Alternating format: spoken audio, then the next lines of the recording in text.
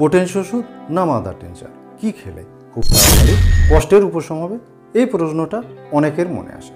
Potency ওষুধগুলো সাধারণত দীর্ঘমেয়াদী যেমন বাত, স্নায়ুরোগ, হাঁপানির মতো ক্রনিক কেসে ব্যবহার করা হয়। আবার সর্দি, কাশি, জ্বরের মতো অ্যাকুট কেসেও ব্যবহার করা হয়। পোটেন্সি ওষুধই পারে আপনার রোগকে ভিতর থেকে নির্মূল করতে।